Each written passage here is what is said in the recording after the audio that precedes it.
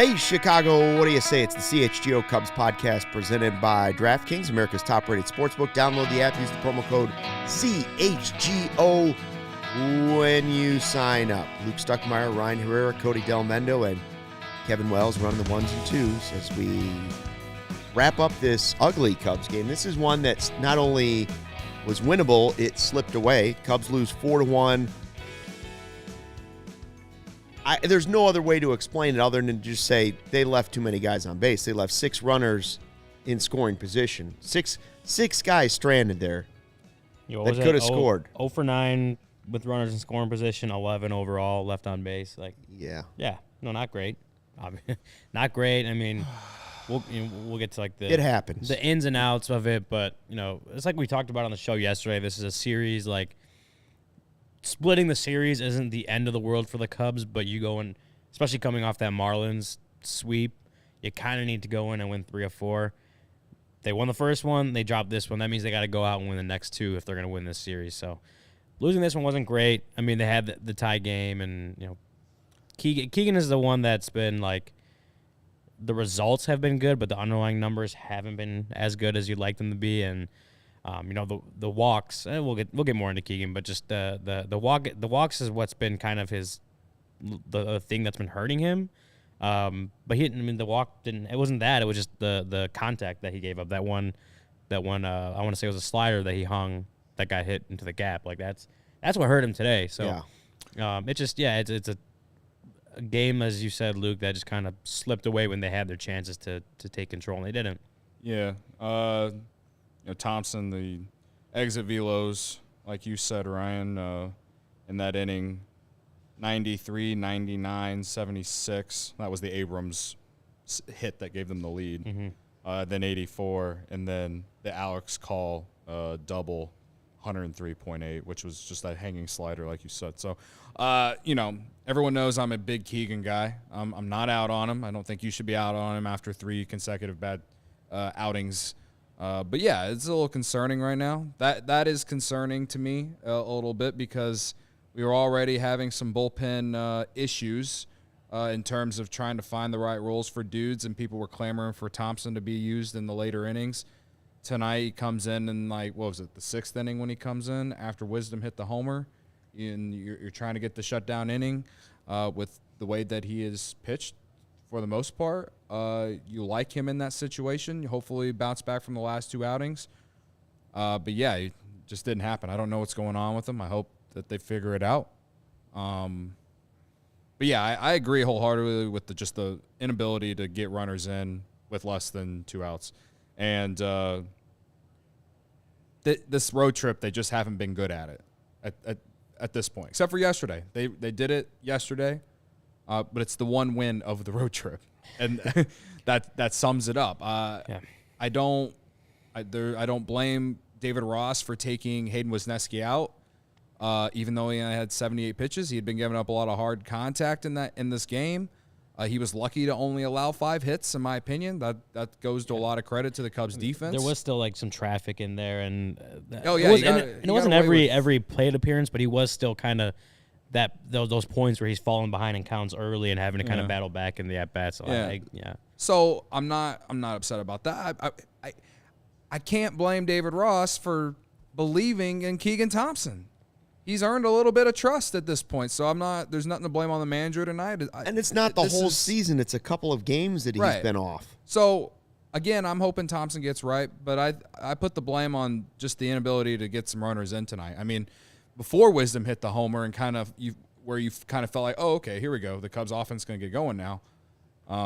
You had runners on with less than 2 outs. It was supposed to be Rios, but instead Ross pinch hits him with Trey Mancini. He strikes out, and then you got Hosmer coming up, who, credit to him, had 2 hits at that point, and he pops out to end the inning. And that, to me, that was probably, I don't want to say they lost the game there, but that was a huge missed opportunity. And that is kind of the story of this road trip, of them struggling to get runners in with guys on in less than 2 outs. And someone tweeted at us earlier on the CHGO Cubs Twitter account and, said something along the lines of, this team just can't do it. Yeah, on this road trip they can't.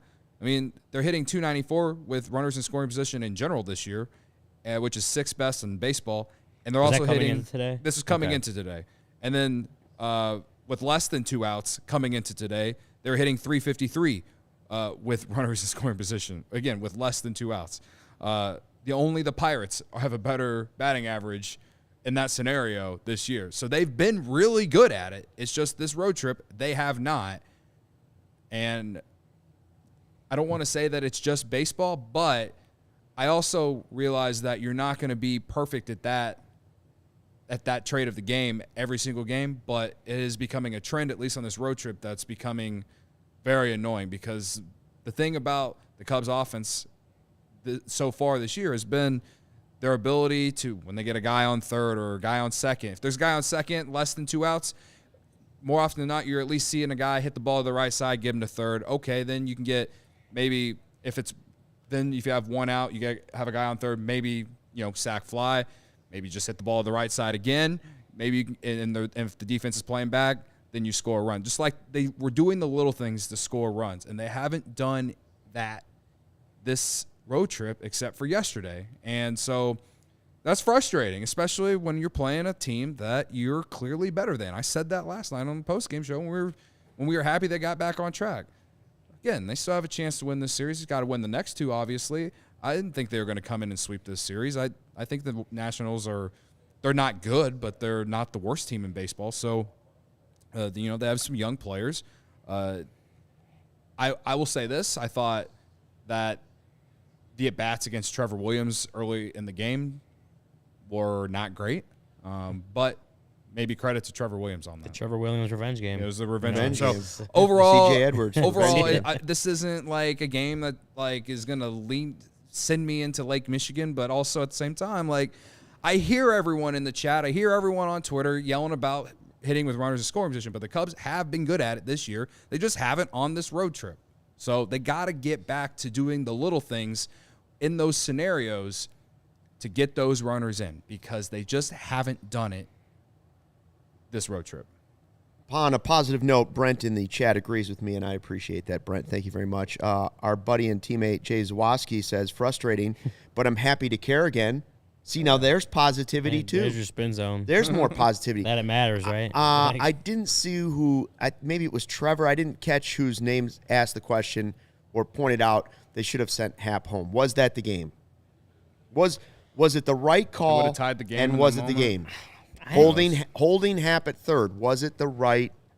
I think it was. In hindsight, obviously not the right decision, but in the moment, was it the right move? I'll say that there's been many times where we've gotten mad at Willie Harris for sending guys in those scenarios, and they've been way out. So considering it was less than 2 outs, I'm not mad about it. But if it was with 2 outs and it was a 1-0 game and it was in the, later than the 6th inning or later, I think it was the 5th inning when that happened. Maybe I would have a little bit more angst about it, but no, you had everything you wanted. You had the middle of the lineup coming up, and you had a really great opportunity to do something there, and you just didn't do it. Well, and the fact that and the camera angle on the TV, they're obviously not from sitting there and watching the whole play go down. I don't know if there's any delay in there or not, but it looked like as the ball was getting in, Hap was just rounding third. He may have been out by a mile. And people would have been pissed that Willie Harris. He might have been Madrigal. When they had, or he could have run it through it like Madrigal sometimes. So yeah. And that's the issue with, not the issue. That's the hard part about being a third base coach, and just those bang plays, and really knowing the guy's arm in right field, the guy's arm at whoever the relay guy is, his arm. It's a lot of gauging and stuff. And I mean, hey, if they had gotten him in, it wouldn't have mattered, right? Yeah. But it didn't happen, and I'm not going to. The throw did get away, but that's hindsight. Exactly, it's hindsight. Yeah. But I don't know if he sends him and he's out. People are going to be having the same discussion and pissed off. So you can't win as a third base coach in kind of situations when it doesn't play out. When the holding him doesn't pan out, it doesn't matter because you're not going to win regardless. It has to be the most thankless job in all of baseball, because you can only be wrong. right? Like, at least a hitting coach, if the team's hitting well, people are like, oh, look what the hitting coach is doing. Yeah. But if you're the third base coach, nobody's like, that was a great send. Well, and nobody's ever going to say that. Well, and then so at that point, yeah, you're less than what? How many outs is there? 1 out at that There's point. 1 out. You had Seiya Suzuki. You had 1 out. You had Seiya coming up. I mean, maybe you expect the. So I mean, I'm okay with it. I've talked to I'm Willie personally Harris okay before. with it. I talked to Willie Harris about a similar situation when I don't remember who it was didn't get sent in Milwaukee last year, and just to kind of try to understand the third base coach's mindset in that sense. There's a lot of factors in it, but like.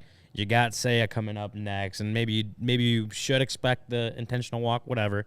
But then, I don't know if he knew Ross was going to pinch hit Mancini in that situation. But Mancini had been really good the last week and a half, 2 weeks, and I don't know. Maybe that's not the best situation. I don't know what Edwin Rios' numbers or what Edwards' numbers against lefties and righties. I think they might have flashed it on the screen, but. I don't know. Maybe leaving Rios in would have been the better call in that, in hindsight. But in that situation, knowing just a third base coach's mind, it's like there's a lot of variables, and you're you said in heart of the order, at least part of the heart of the order still up. Like you're in the middle of the order. Maybe you think with less than 1 out, you can at least get a ball in play. You don't expect Mancini to strike out, and it happens. That is not going to stop being. That's not going to stop people from second guessing it and being mad about it. But Mancini's been good. That's what I'm saying. I don't. Yes. The only thing that people want to pinch hit for Hosmer. A guy did have 2 hits. I'm not saying he got him in clutch moments, but there were 2 hits. Let's not go too far now, Luke. Now you're gonna make people mad. Now I know. Well, that's why I said it. I will say, I understand that Rios hasn't been very good in the few chances he's got. They bring in Carl Edwards Jr., Cubs legend, who was part of the 2016 World Series, which the Chicago Cubs won. Give me some credit for that, Brendan and Corey. Thank you. But to pinch hit Mancini when Carl Edwards is a righty, Rios obviously a lefty. Maybe I don't know. I don't know what Mancini's numbers against Carl Edwards in his career are. Maybe that they saw something there. I don't know. That said, there's no one else on the bench that was a lefty, right? There's no one else on the bench that was a lefty. Well, Hosmer didn't look good against at that point in time. I don't think so. No, they so had Rios, Barnhart. I don't understand. Maybe in that scenario, I would have been fine if Rios took that at bat. I understand that he has a high K rate, so maybe that's why they didn't. And then, of course, Mancini strikes out. And I don't want to hear the Mancini slander. He's been very good since the last homestand. He drove in 2 runs last night. So it just, in that particular scenario, didn't work out that time. That's baseball. That's something where I will say that's baseball. Hosmer, 2 hits tonight, whatever.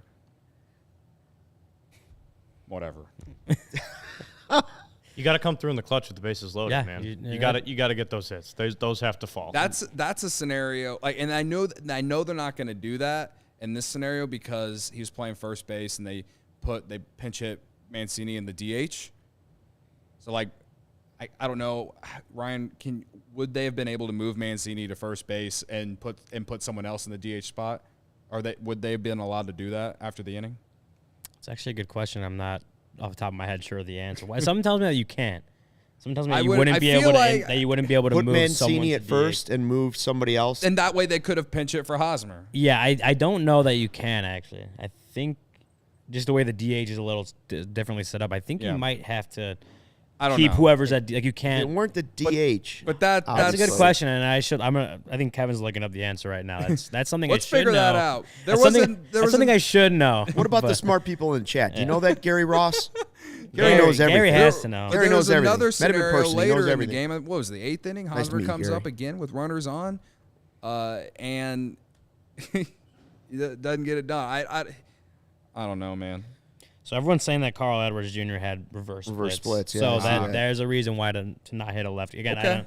Didn't see his reverse splits. I didn't take the time to go see what his reverse splits were. My bad. Shout out to everybody in the chat that knew that and keeping us backing us up, man. Backing us up. Man of integrity. By the way, because you're so wonderful, also give us a like, would you please? And if you're listening to this podcast like a day later or whatever, make sure you join in, subscribe to the YouTube page of CHGO Sports so you don't miss any of it. Get involved in the chat. That's why we love Barb, Gary, Vanilla Chill, Brent, Evil Wax, Larry. I mean, everybody's on there. Yeah, the regulars are all in, even after a tough loss. And we will hit the listen. Yeah, everyone We in know the chat. I do know what you want to talk about. We will do some of that.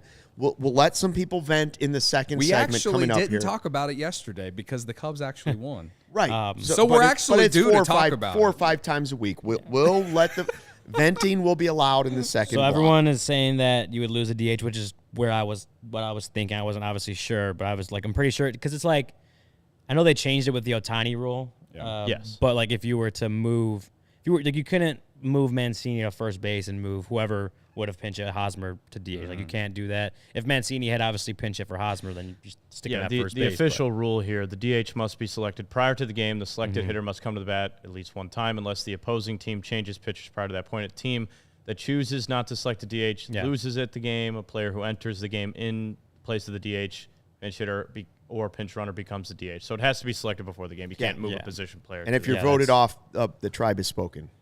Not allowed. That's it. It's the end of it. So that's what I was thinking. And I mean, obviously, I think if you were able to move Mancini to first base, that might have been a situation where you pinch hit Hosmer, especially knowing that Carl Edwards Jr. has reverse splits. That's probably a situation where they do pinch hit for Hosmer. Yeah. So I guess that decision makes sense in hindsight. Yeah. I don't know, man. I'm just I'm frustrated with the lack of, offense in those scenarios when they got chances to score runs. And I mean, I understand they're not going to hit 353 with runners in scoring position in less than 2 outs all year. That would be an unreal, like an absolutely unreal thing that I would assume if they really did do that this team would win 90 games. But it's been the thing of this road trip that's hurt the Cubs and why they've lost 4 out of 5. So yeah, Craig's jumping ahead. Hashtag free Matt Mervis. Hashtag free Christopher Morel. Ravi, meanwhile, with a hashtag rebuild Taco Bell. Both valid points. Also in the chat, did you guys see? The Katina is nice though. Like I'll admit, Colada has an Avi now. Did you see this? What? He's got a picture. Shit. Look at this. He has a picture. He's got a picture of himself. Godfather? Swinging, he's the lefty. Is that him? Oh. Look at that. Ross couldn't mess up the closer tonight. I can't see the picture. Tomorrow. I would say if the Cubs are in a closing situation tomorrow, we'll see ALLCITY. He didn't pitch tonight. Potentially. But I will say I did like Estrada tonight. It was a 4-1 game, but I did like Estrada in the inning that he pitched. He's looked good in his last few outings. He's building some trust with David Ross. Hopefully we see him in some high leverage spots. I know our friend Brennan Miller would love to see that. Yum Yum Donut Shop's not coming back, Barb. By the way, they got Do Right in the neighborhood way better than Yum Yum Donuts. Yeah. Even back in the day. There you go.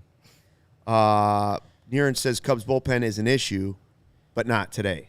It's just Thompson just didn't have a good inning. Keegan didn't have it today, but we looked up the stats too, and people don't care about the stats, right? Yeah, someone literally tweeted us, said they don't care about the stats when I told about the runners in scoring position. Yeah, like I said. The bullpen hasn't been bad.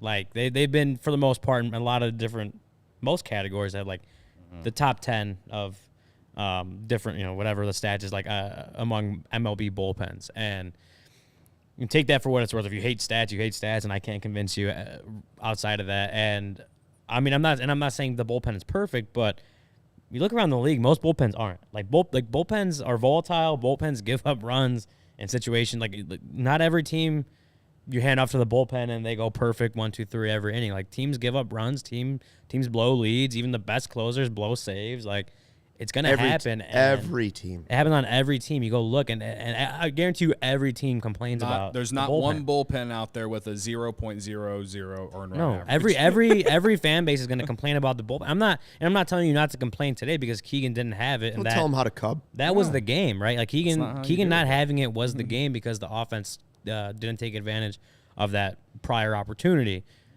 But for the most part, like the bullpen has been overall pretty solid. Like Mike Rucker came in and whatever, and you said Estrada in the 9th was fine, or the 8th was fine. Mark Leiter Jr., we talked about him yesterday. 40% strikeout rate has been really good. Most among righties. Yeah, Kevin has a good tweet. That are you going to pull that one up? I was actually. Is it up right now? I just have it pulled up on the I'm screen. saying if you want to pull it up so the chat can see it too. From Cerami, Michael Cerami, a friend of the program from Bleacher Nation. I was actually going to read his second tweet. We call him MC. That's part of the thread. But So this was coming into today. Yeah, so 29.3 strikeout percentage. That's second in baseball. Yeah, 29.3% K rate, second in baseball. This is coming into today. 205 average for they had good numbers. Mm-hmm. And even with good numbers like that, good bullpens, like you're gonna have a day like today where a guy you would hope that David Ross can trust doesn't get it done, right? Like Keegan Thompson feels like he should be one of the better relievers, a guy that David Ross should be able to trust in that situation, and he doesn't get it done. And that's for today. That's obviously that's the game. Like I said earlier, that's the game, and be pissed about that for sure. Like, that's what lost the game ultimately, was giving up those runs in that inning.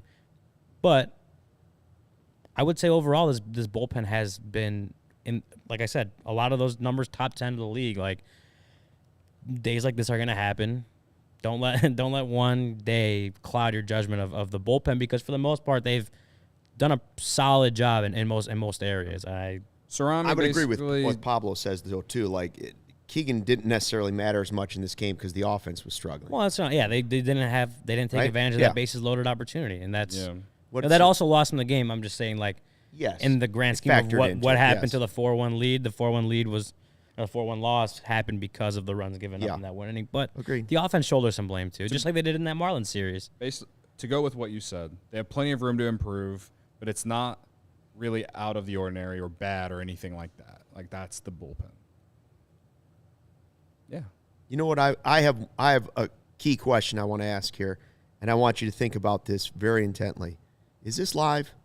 Are we live? This is live. We're live because we need a shirt at this point. Is it live? Everybody's always asking, is this live? It is live. Can I ask you if you think Wisneski is building his way up to being what you want him to be, to stay in the rotation? I mean, obviously, great spring, earned the spot, then was questionable. This is 2 pretty good starts in a row. He had the great one against the A's. Mm-hmm. He was fine against the Padres. It was honestly... Is Wisneski back? I wouldn't say he's back yet, because the strikeout numbers still aren't there. And I'm not... Enough progress that when everybody's healthy, he stays. If everybody were healthy right now... I don't know that I'd say that. It's like a very short leash if he stays. If Hendricks were ready now and Tyone were ready, would Wisneski stay? If Tyone and Hendricks were shaking his head activated tomorrow, I would say Hayden probably goes back to AAA. I would agree. Unless they decide to move into the bullpen. I don't see David Ross. Somebody in the bullpen's struggling, they move him to a longer role in the bullpen? Another one of those 3-inning guys? If that's what they decide to do, which I don't know that I even agree with that, considering he's supposed to be your starter depth and you don't want to pull him back to multi-inning reliever. You don't have to pull him back to end up having to stretch him back out. If Kyle Hendricks and Tyone, they didn't give Tyone $68 million to not be a starter. They've said in the past that Kyle Hendricks is a starter when he's healthy. He's in the rotation. I don't see David Ross going to a 6-man rotation. I just don't see it. And Smiley is a guy who I would have thought maybe you could shift to a bullpen role, but he's been so good that you have to keep him as a starter. He's pitching well. He gives you that second lefty in the rotation. Justin Steele's obviously been one of the best pitchers in baseball. Stroman's right there behind him. Like those are your 5. And Wisneski, if had he been pitching like he did in September and in spring training, like then you definitely have a lot better of an argument that it's like, how can you take him out of the rotation? But he hasn't. I mean, he had a better start today, but as we said, he had hard contact. Doesn't have the strikeout numbers. The swing and miss isn't there, but he did have 12. He threw a lot of sinkers and he got 12 ground ball outs. Yeah, that's what you expect from this rotation, but not necessarily from him. Well, it's definitely a better outing, especially considering where he started the season. I don't think that what he's done the last couple times out wins him that rotation spot when, especially, again, if Tyone and Hendricks were to come back tomorrow, I don't see him holding on the rotation spot. Craig in the chat, 100% nobody here, at least on this panel, nobody's saying Wesneski cost them this game. No. Not at all. I'm saying I didn't say that. I'm saying he's better. I'm just asking if everybody were healthy, is he starting to show enough signs that you're not saying, hey, Wisneski's the guy to go down? Can I go into that? Yeah. Go ahead. All right. So there were a few, what I was saying was that he gave up a lot of hard contact and he gave up only 5 hits. But there were scenarios where he was able to get out of messes. I think it was the fourth and the 6th inning. I could be wrong on that. Correct me if I'm wrong on that. Don't let the facts get in the way of a good story. Either way, there was multiple innings where there were runners on and he was able to get out of it. Which it was the 3rd and the 5th, I think. Okay. I was kind of close. It was one of the 9. Right in the middle. My thing is was he better than his last start? Yes. And he faced a much better lineup against the Padres, obviously. I'm just a little worried about the lack of strikeouts thus far. Now, that doesn't mean that I'm sending him to Iowa whenever Tyone comes back. And we don't know when Kyle Hendricks is going to come back. So, from my view, I'm looking at it when Tyone comes back. Obviously, when Tyone comes back, he'll still be here. But when Kyle Hendricks comes back, when we know that he's set to come back, I think that's a question you ask me again, and I can give you a full answer. But right now, I lean that when they both come back, that he would stay. But the leash is very short because even though he's been able to get out of some messy situations, he's still giving up a lot of hard contact, and the strikeouts just aren't there. And that was something that we saw a lot of last year. And at least with Kyle Hendricks, you got a veteran leader who has proven that he is very good. And I know he wasn't good last year, but I still have a little bit of faith that he can be very solid in that last starter spot. And I just think that sometimes with Wisneski specifically, he can be so inconsistent with some of what he's trying to do. So, again, I lean that he stays when they both come back and they go to a 6-man, but it's a very short leash. But then my question to you is, what do they do with Hendricks and Tyone? I just said they go to a 6-man. No, I think that's less likely because David Ross has said he doesn't want to run 6-man rotation. Could he surprise us and do that? Sure, but I think based on what he's said, a 6-man rotation is, to me, less likely than Hayden just going down to AAA. Okay. I don't know what happens, but as Joe Madden used to say, baseball has a way of working itself out, so you never know who's going to be healthy, who's pitching well. My point is they don't have to make the decision yet. In my opinion, but there's a lot to improve on, and I understand sending him to Iowa would upset a lot of people. I don't think it would be the worst thing for him at the same time. Now, if Kyle Hendricks comes back and he really struggles, he'll be back here sooner than later. So that's true. Right. But I also think you compare it to what he did in September last year, even spring training, and he obviously hasn't pitched that well. His percentile rankings going into today weren't very good. Expected batting average, 5th percentile. Expected slugging, 14th percentile. K rate, 10th percentile. Whiff rate, 11th percentile. Like the things that you felt made him really good last year haven't been there. But my point is that I'm getting to is if you send him back down, I don't know that people would be that angry, one, because he hasn't pitched like he did last year, but also, two, it's like prospects get sent down all the time. That's fair. Jordan Walker just got sent down like this past week. Yeah. After making the Cardinals opening day roster. Like I wouldn't, because Hayden Wesneski could be a really good pitcher for be in this rotation, a good part of this rotation going forward. But if he's struggling or he's just not pitching that well, and you got Tyone coming back, you got Hendricks coming back, and you need to put them in the rotation, like having, especially because Wisneski's underlying numbers haven't been great, sending him to AAA, letting him, even if it's just build up some more confidence against AAA hitters, work out some of the kinks, like have more time to do these things. I don't think that's the worst thing for his development, as long as Tyone comes back, Hendricks comes back, they're healthy, they're pitching fine. Injuries are going to sending Wisneski down isn't the end of Wisneski's big league time, like in his career in general, for sure, but definitely not this year either. Like he'll be, even if he goes down, he'll be back. He'll have to help out this rotation at some point again this year.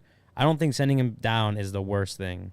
No, 6 innings, 1 run. To answer my question, if it were today and Tyone and Hendricks were both doing well in the rehab, they were ready to go, I think he probably would be the odd man out, and he'd be sent back just because it's Tyone and Hendricks. Now, if those guys were not doing great in their rehab start, something you might wait another week and let that you might give them another start just at the major league level and let that happen. But it'll be interesting to see if it plays out that way, what exactly happens. I'll tell you one thing you can count on, and that is a good 3-1-2 from Goose Island. That's true. The official beer of CHGO, Chicago's beer since 1988. The beer roster, the Goose IPA, beautiful citrus aroma, the tropical beer hug, Cody's favorite, 312 Wheat Ale, Cody's choice for a beer chug after a Cubs win. Full pocket pills. We had a good time at the draft party. It was a big success. Thanks to everybody that signed up, came out, supported CHGO Bears and the Chicago Bears at the draft party. Thanks to Goose Island for all their support in that as well.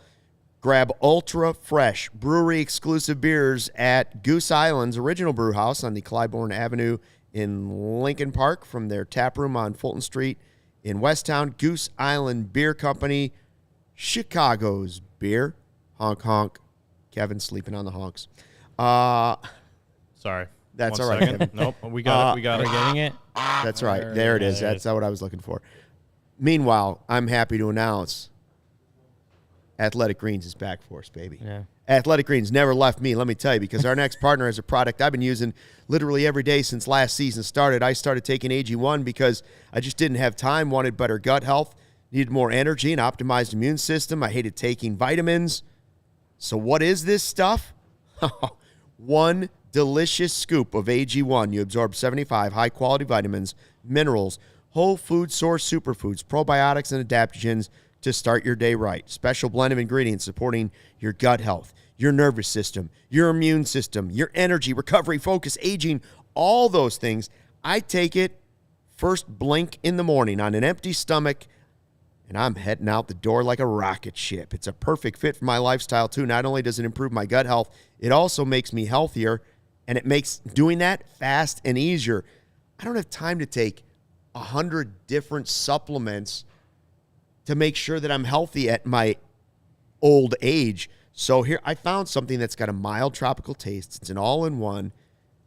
Right now, time to reclaim your health. Arm your immune system with convenient daily nutrition. Just 1 scoop and a cup of water every day. That's it. You don't have to take a million different pills and supplements to look out for your health. And to make it easy, our friends at Athletic Greens are giving you a free 1-year supply of immune-supporting vitamin D and 5 free travel packs with your first purchase. All you have to do is visit athleticgreens.com/CHGO Cubs. Again, that's athleticgreens.com/CHGO Cubs to take ownership over your health and pick up the ultimate daily nutritional insurance. Sean Anderson pulling stuff off the back. We didn't even see him this time. That was so covert. Yeah, I did a quick camera swap just to make sure you didn't get covert. in your shot. You don't even know what's going on right now behind the scenes. Oh, I get him in the corner right there. Oh, I think I saw him. Good I job, saw the Sean. hoodie there. Good job, Sean. Yeah, White Sox Athletic 2 in a Greens. row. 2 in a row for the Sox. Don't stop now, boys. Don't stop now. Pedro's boys don't quit. I was going to reply to some of these comments in the YouTube chat. You know what? You don't want to? Now I'm done. I'm just done looking at the chat the rest of the night. Y'all are fucking... The chat? Y'all are, like, You're angry at the chat? unsufferable sometimes. Like, we're trying to have, like, I understand the frustration. I understand everyone's, like, upset about this game. But, like, bro, it is May 2nd. Like, go outside if you're going to be like this. Thank you. After the show. After the show. That said, can we please talk about Matt Mervis now? What? You want to talk Mervis? Well, first of all, Maya We got should talk called about up. the news, the roster news that happened today. Miguel Fine. Amaya. That's a good one. I've been holding it in. So Will Miguel I'm Amaya antsy. catch tomorrow? Will we get our first major league look at Miguel Amaya? What about the day game after that? Who pitches for the Nationals tomorrow? That works into it. But Stroman. Does Stroman want Tuck, or does Stroman want Amaya? Would be I would his say, call, too. I would say Tuck. yeah, I'd Vanilla say Chili from with Cody. from a pitcher With to Cody. I would say from a pitcher to catcher game planning. Thank you for everyone agreeing with me. Standpoint, Stroman would want Tucker, right? I know Amaya was doing stuff with some of the pitchers in spring when he was in big league camp. But he's obviously not a guy that's familiar catching Stroman in game regular season type thing. I'm gonna be honest, I don't know. He's been with Steele in the minors, so that could be your Thursday start. I'm gonna be honest. I don't know. We still don't know if Yan Gomes is going on the IL, right? He sat today. I'm like I said on the couch when we first started watching the game. I would not be surprised if we don't see him at all. That's what I was thinking. And I know his parents are coming in. Maybe he gets in at bat, whatever. But play the guy. The way I think about it is you're not just asking a rookie to go and play left field or center field or whatever. You're asking a guy to go in and catch for a veteran starting pitcher who veteran starting pitchers usually are able to work with any catcher, but it is a tougher ask, I think, when you're putting a guy behind the plate for his major league debut on an emergency basis, not even just he's ready, he's coming up, it's all that. It is an emergency catcher situation if you start him, which I get. With Gomes, you don't really know. I wouldn't mind. Parents come from Panama, don't you have to play him? I wouldn't mind if they threw him in the DH tomorrow. All right.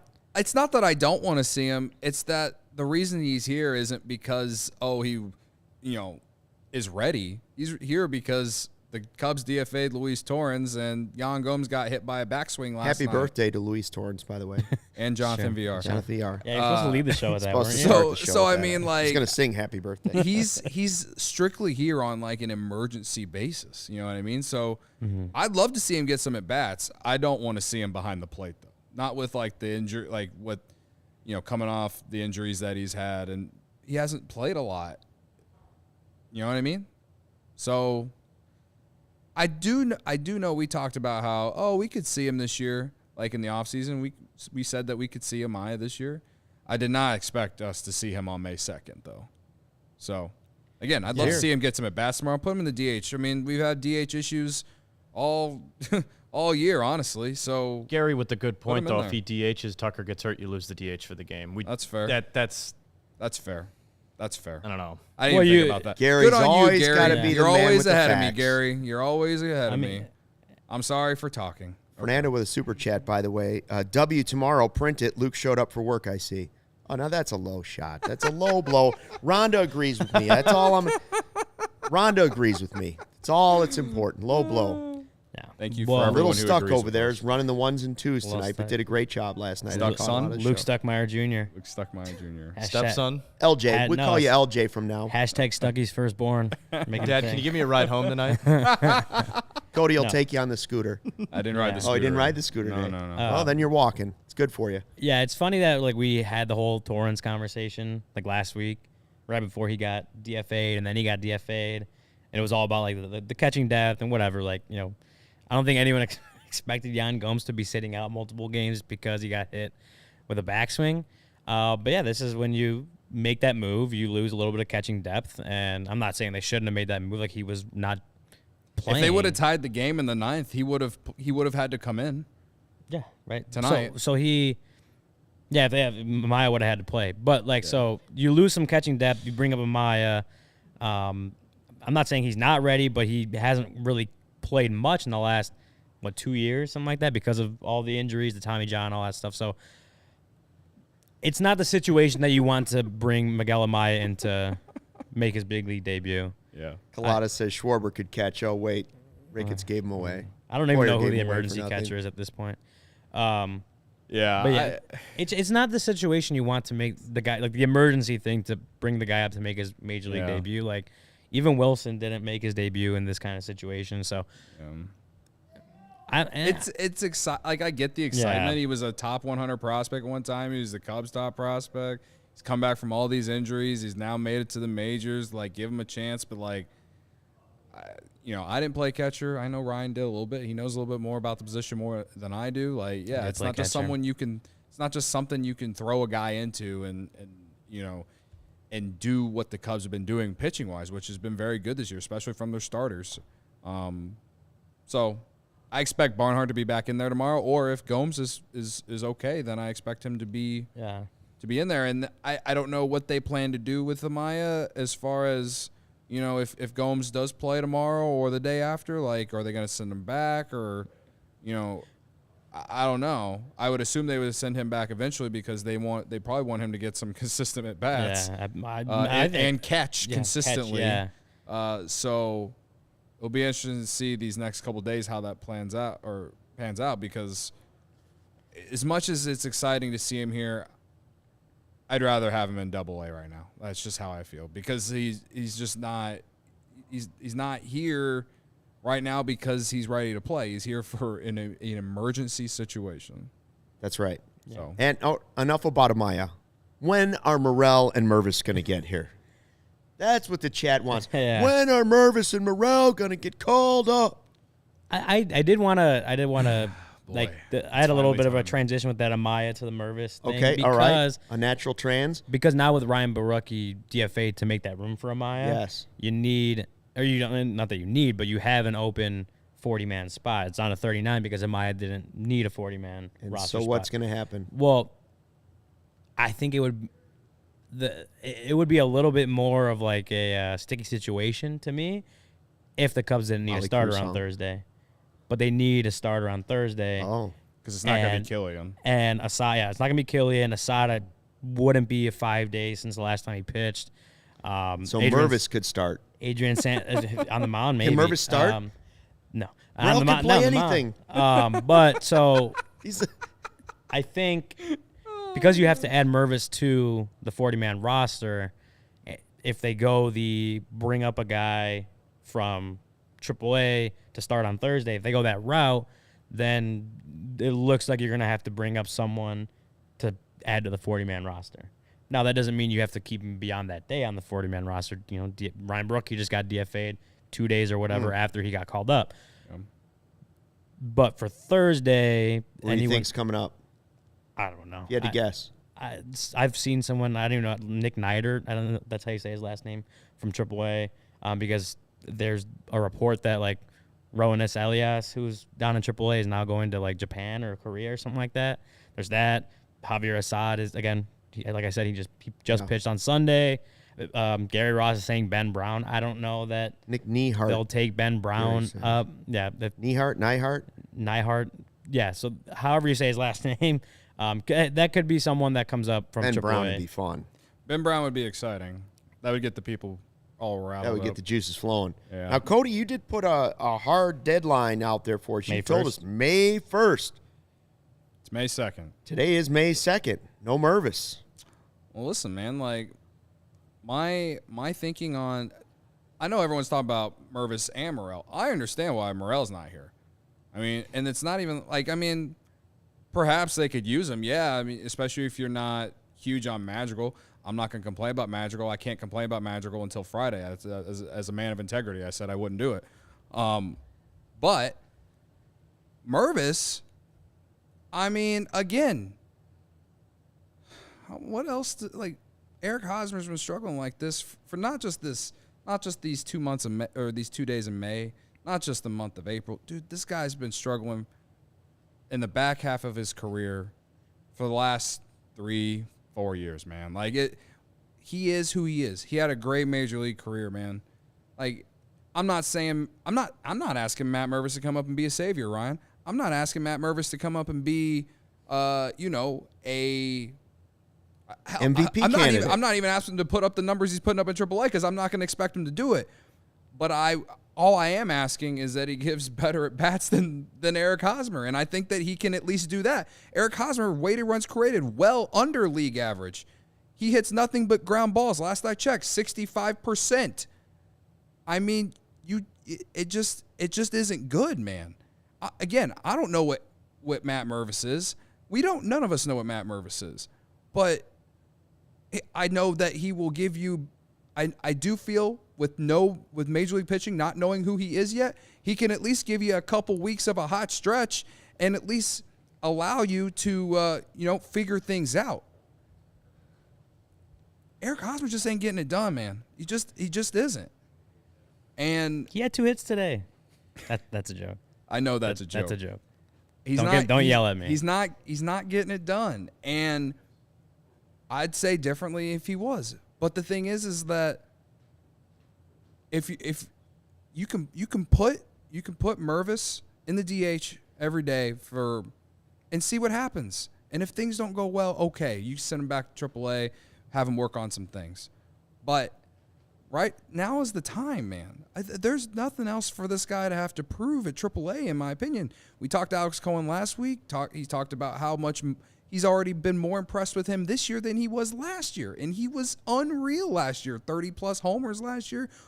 He's doing it all over again. I'm not asking him to come up and just completely light the world and become a top 10 first baseman in all of baseball. I'm just asking him to come up and have quality at bats, man. That's all I'm asking. The problem is that you're not asking that, but there's a lot of people that are at that point where they're making Matt Mervis the savior. And not in the Cubs organization. Not in the Cubs organization. I'm saying the people like watching that are just like clamoring for Matt Mervis. And I'm not even disagreeing with you anymore. I think like it's kind of time where he has kind of earned the shot. Bring him up. But this is what I said, and we always talk about it, that if he's going to come up, he needs to play. He can't come up, and I don't think he would be in that Rios role. I think, if anything, Hosmer probably gets moved into that more of a bench bat role, and Mervis gets more playing time. Well, I agree with that too. Like, if you are going to call him up, you better not put him in the Rios row. You better play him every day, whether it's at first base or a DH. And that's what you need, is like he's going to come up and have the at bats, because if you bring him up and you bring Morel up, it's very easy to say, hey, bring them up and let them play. It's a lot harder when you go to day-to-day lineup management and try to figure out, well, how do we rotate them with, Patrick Wisdom and Trey Mancini and all these other guys that need to play. Like, how do you? Right. The rotation gets a little. It's not as easy as it seems. Morel makes sense to me, that why he is there as much as I would like him here too, because he's literally the best player in the International League right now. But Patrick Wisdom's tied for first in homers, and he's playing third base. And where else are you going to play Morel? Like, I understand he can play all over the field, but you want to put him in center when Cody Bellinger's been unreal defensively in center field? No. You're not going to play him at short, or you're not going to play him at second base. And I'm not putting Patrick Wisdom at first base when he's been really good defensively at third. Yes. So I understand why Morel's not here. As much as I want him here, if you bring him up, okay, then don't bring Mervis up and DH Morel every day. You can't bring them both up unless one of these other guys who I just mentioned starts to really, really be the reason that your team isn't winning games.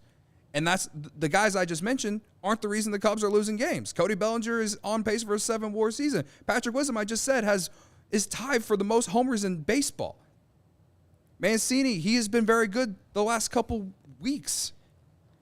And they're going to play those guys anyway because they're under contract, especially Mancini. He's here for 2 years. So Morel, I get. Mervis is a guy that you can just slot in there. They need the left-handed power. Bellinger is the only left-handed power bat they really have outside of Ian Happ. And Ian Happ is more of a professional hitter, can hit the long ball, but Bellinger is going to have more homers than Ian Happ by the end of the year, by a long shot. So, to me, they just need that other left-handed power bat, and they need more production from first base. They just aren't getting it consistently. I'm with you, and I'm also past the point where I was worried about it's too soon. You don't want to ruin his confidence. I think he's shown enough down there that now, even if he did come up and fail, like just fall flat on his face, strike out 10 times in his first 12 at-bats, even if he came up and did that, I'd still be okay with then sending him back down and letting him gather himself. It's like, I don't think you're setting him up for what some people are worried about with Caleb Killian, which is a whole nother story, by the way. Some of the angry tweets that I saw people tweeting about Caleb Killian over the weekend made me sick to my stomach. It made me embarrassed for the people that were commenting.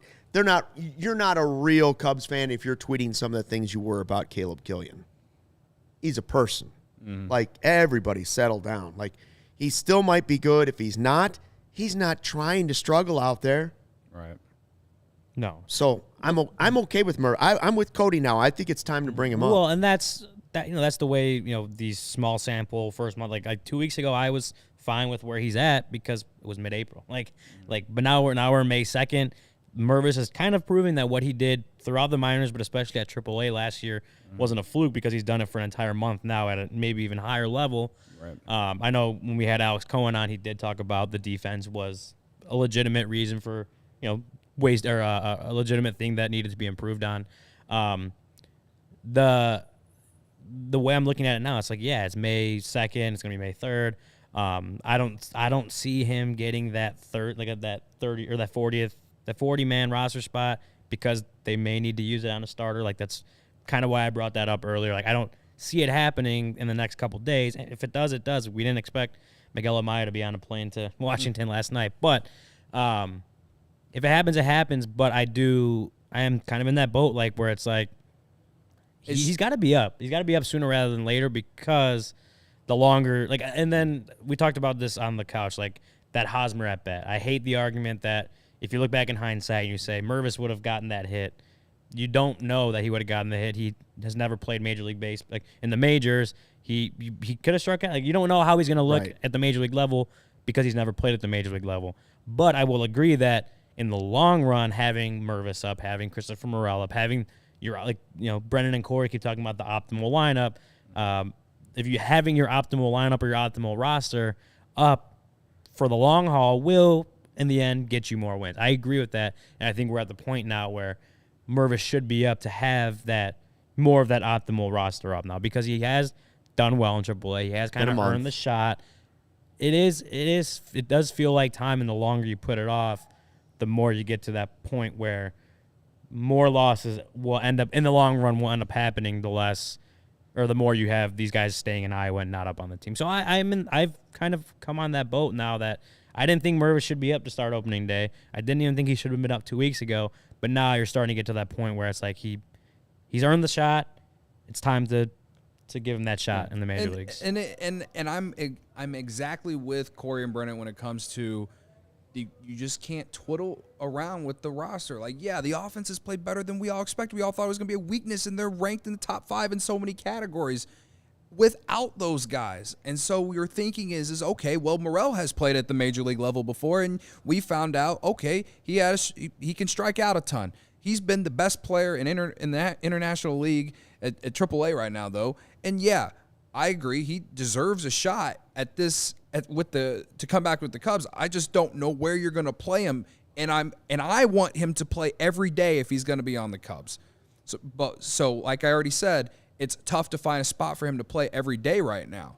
Now with Mervis, though, it's so easy. It's so easy to just slide him into DH or first base, and you got a left-handed power bat who can face all the righties if you don't want to play Trey Mancini one day, or vice versa. If there's a lefty and you got Trey Mancini and you don't want Mervis to face lefties. To me, it's so easy. Or you can just play them both and see how that works out. If Mervis starts out hot, then you got Mancini playing first, or Mervis playing first and Mancini DH. And to me, it just makes so much sense to do it now. I understood why he started the year in AAA, and I was patient. But if they don't call him up tomorrow, if they don't call him up Thursday, and the Cubs don't win this series, you're costing yourself games down the stretch. You absolutely are. I'm sorry. That's the way I look at it. The only thing that's easier than this decision at this point is embracing the ComEd Energy Efficiency Program, Cody. Wow. Tell us all about it and why people shouldn't be overlooking this move in their life. Luke, I'm gonna break up this amazing transition because ours were horrible yesterday. Like, we missed you in that sense. Like, the first one that I did to get to wherever was just it doesn't mean I tried to do anyway. a good transition yesterday too. Oh man, we needed you yesterday, but Luke Stuckmeyer Jr. did end up doing a good job. As bright as Luke Stuckmeyer's transition, LJ was terrific. The ComEd Energy Efficiency Program is the greatest thing in the world, guys. It's a program committed to helping families and businesses and the communities they serve, helping manage energy usage and lower energy bills now into the future.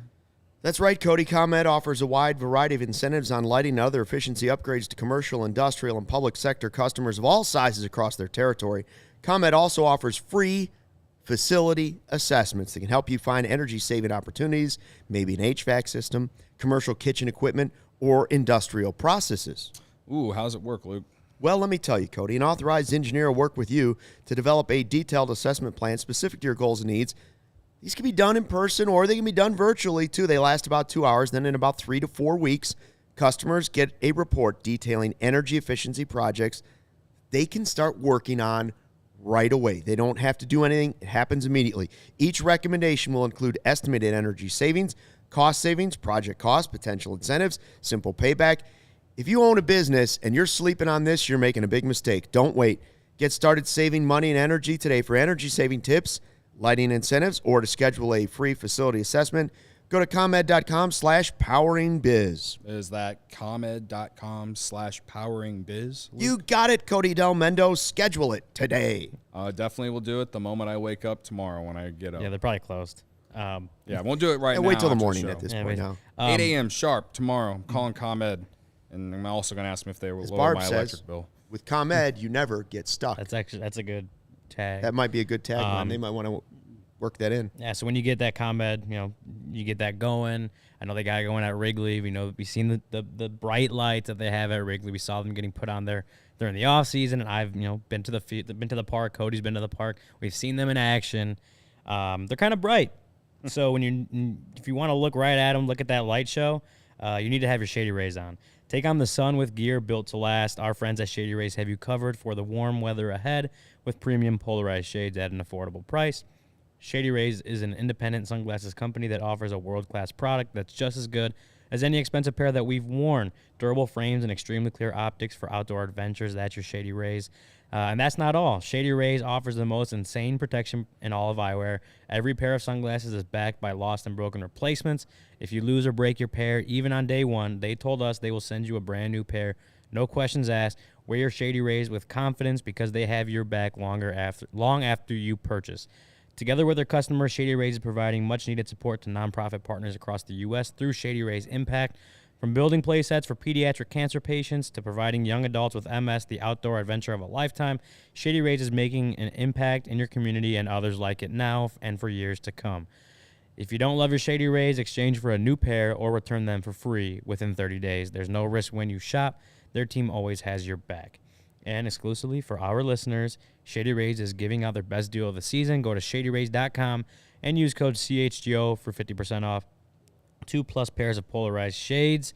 That's shadyrays.com, code CHGO.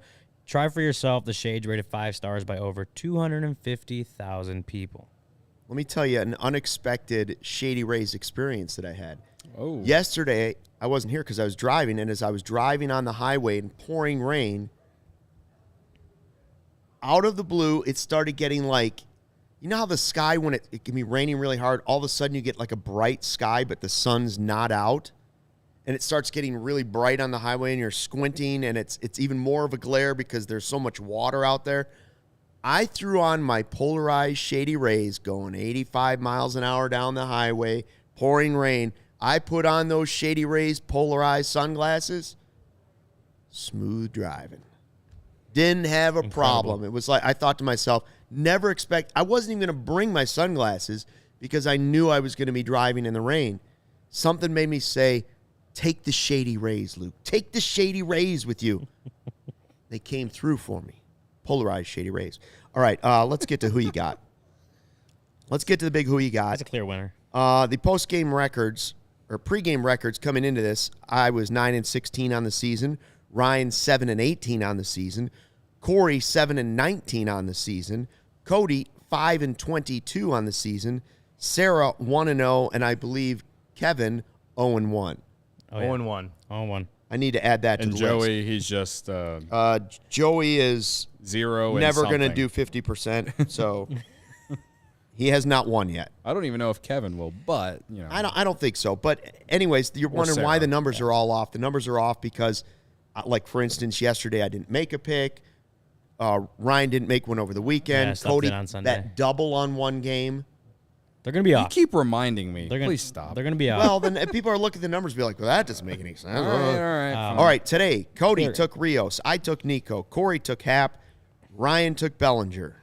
Pretty clear winner on that one. I took Rios specifically because Gary keeps telling me or asking me if I'm going to, or who's not asking me, asking the Discord who's taking Rios. And so I took Rios today. And because he was coming off a good game. He had the against opportunity, Marlins. but got pinch hit for. Yeah, which, whatever. It's fine. Hey, that happened to me last year with Narciso Crook. I remember that one. So Yeah, that's right. It happens. Cubs legend now playing for the Red Sox, I believe. By the way, Nico 0 for 5. The On-base on-base streak dead at 26. Streak has What was also your come favorite back. part of What's the your favorite on-base part? streak? No, the winning record. The winning record. There you go. The winning record. So, Well said. pretty clear winner? Are we saying that? Yes, I would say Bellinger wins. All right, so let me update these right now as we're sitting here live. Yes, Barb, we are still live. I am now 9-17. What about like 7 and 18? Ryan is 8-18. 8 and 18. Hell yeah. Barb goes. Corey Is Joey- goes to 7-20. Cody 5-23. I'm just going to look at the wins. I'm And not going to look that's at it. the losses. Barb That's it. goes. Well, it's is going to go Jo- by winning percentage. That's the key. Yep. Is Joey the kid on edibles? I don't know. And the answer is yes, Barb. Yes. Just And yes. Barb, I'm not adopted by Luke Stuckmeyer. Oh, man. It's a good way to end it. I'm surprised we Smile don't. on Cody's face. Good way to end it. That's right. And Stroman tomorrow. I'm fine. Throw show tomorrow. Tonight's game was frustrating, but listen, they got a chance to still win the series, and you got the Stro show tomorrow. We got 39 likes. Please hit the like button. Please, Hit it. on the way out. I the know like. I said I 39 was done likes. reading the What a chat, slap but I've in the actually face. been reading the chat, even though I said I was done reading the chat. So just know that I was reading the chat. You're all just you're frustrating me, and I let it get to me, and I apologize. As a man Gary? of integrity, I will gladly sit here and admit that. Big of me. Yep. Also big of me to still not complain about Nick Madrigal like I said I wouldn't. 2 more days, I think. Fernando, more did you days. hit I had that to like give you a button? warning, Barb, Yeah, you did give me a warning. Evil Yeah. Wax, Gary, have you all hit the like button tonight? It's okay. So at least, I at the hope very so. least, I was able to get out my frustrations about Matt Mervis not being on this roster. Hopefully he's on this roster and in the lineup tomorrow, and we can all celebrate it. Manifest it. I will join our good friend Dom Frederick in his Toyota Camry and go to Iowa and pick up Matt Mervis with him if we have to, if that's what it takes.